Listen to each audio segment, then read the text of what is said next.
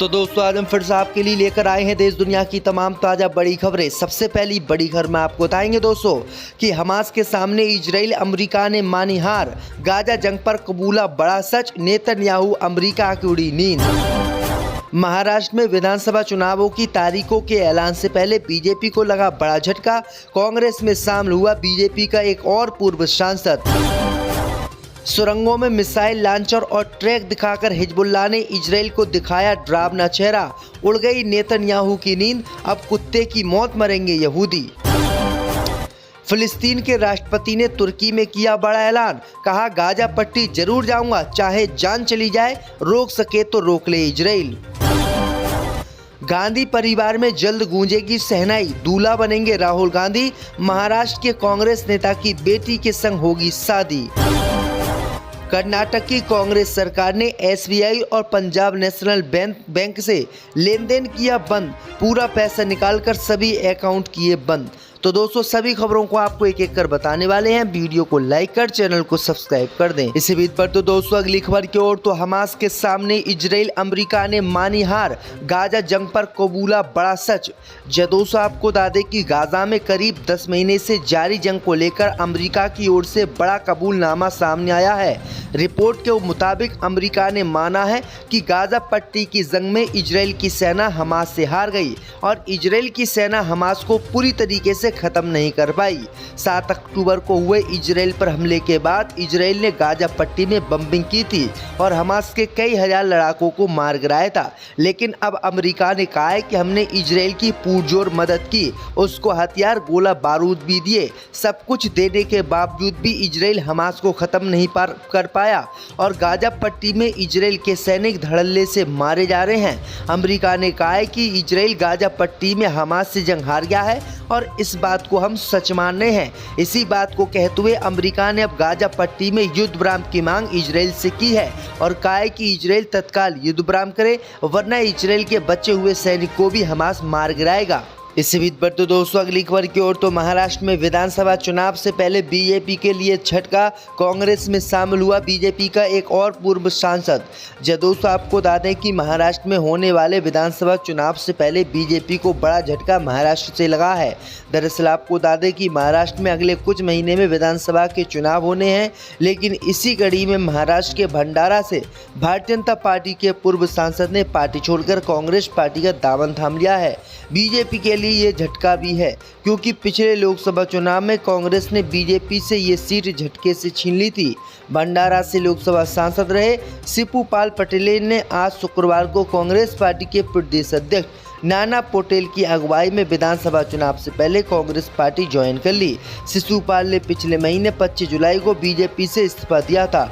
उन्होंने अपना इस्तीफा बीजेपी के प्रदेश अध्यक्ष चंद्रशेखर बावनकुले को भेज दिया था। पिछले 2 महीने में बीजेपी छोड़ने वाले पटेल दूसरे पूर्व सांसद हैं। इसी बीच पर तो दोस्तों अगली खबर की ओर, तो हिजबुल्लाह ने इजराइल को दिखाया डरावना चेहरा, उड़ गई नेतन्याहू की नींद, दिखाई सुरंगों में मिसाइल और लॉन्चर ट्रैक।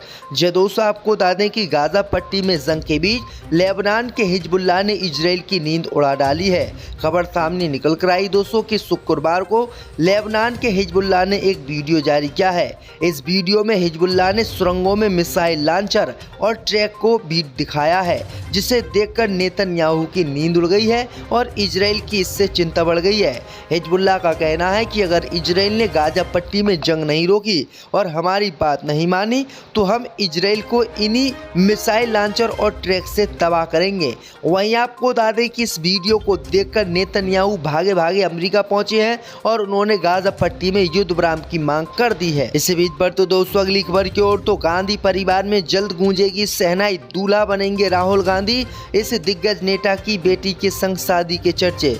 दोस्तों आपको बता दें कि कांग्रेस नेता राहुल गांधी की शादी की चर्चा अक्सर होती रहती है।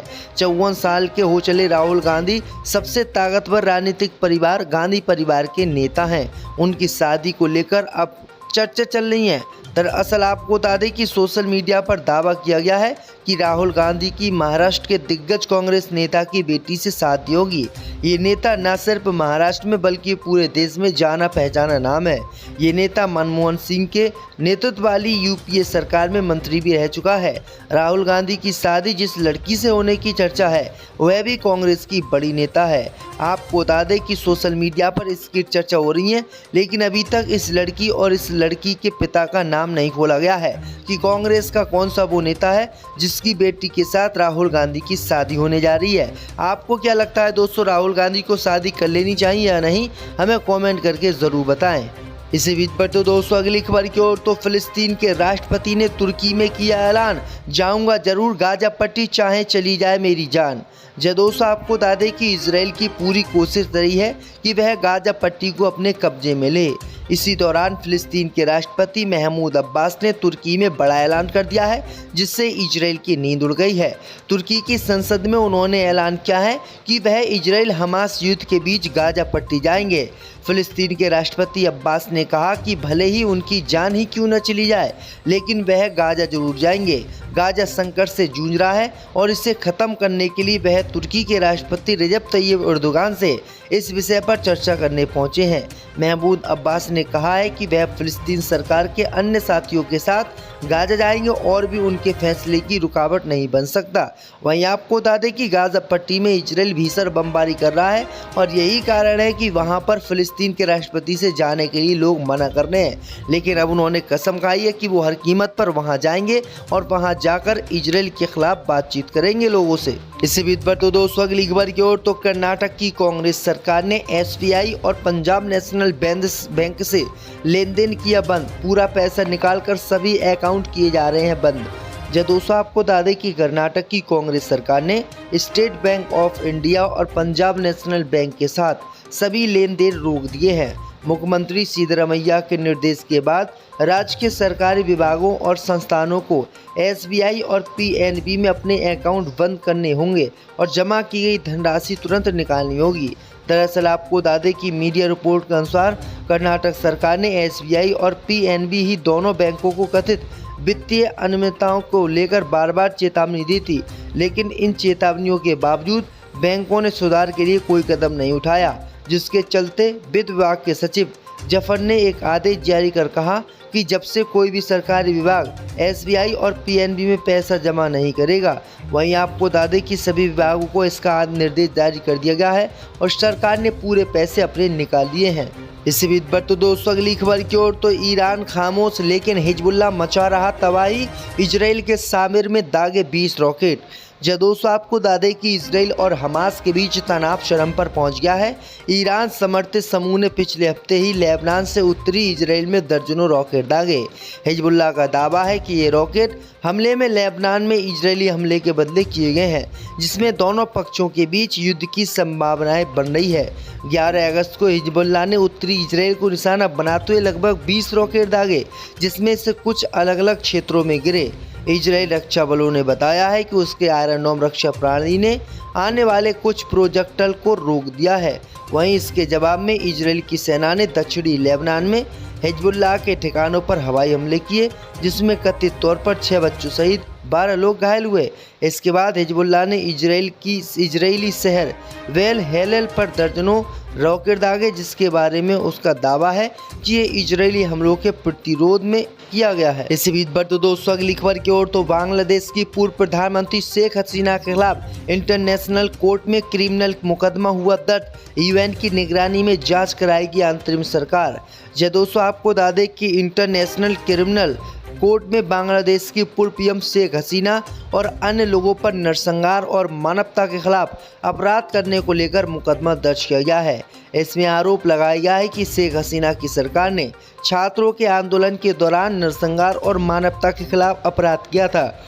एजेंसी ने एक अधिकारी ने कहा है कि ये शिकायत उन छात्रों में से एक के पिता ने दर्ज कराई है, जिनका बेटा विरोध प्रदर्शन के दौरान पुलिस की गोलियों से मारा गया था।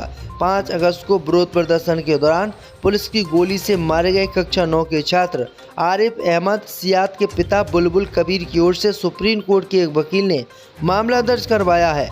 वहीं आपको बता दें कि अब कहा गया है कि यूएन इस मामले की जांच करेगा। और अगर ये मामला सही बैठता है तो शेख हसीना के खिलाफ इंटरनेशनल क्रिमिनल कोर्ट में मुकदमा चलाया जाएगा और शेख हसीना को फिर जेल भेजा जाएगा। वहीं आपको बता दें कि बांग्लादेश छोड़कर शेख हसीना की मुसीबत कम नहीं हो रही है। बांग्लादेश में 2 हत्या के केस शेख हसीना पर दर्ज भी हो गए हैं और ये तीसरा केस अब दर्ज हो गया है।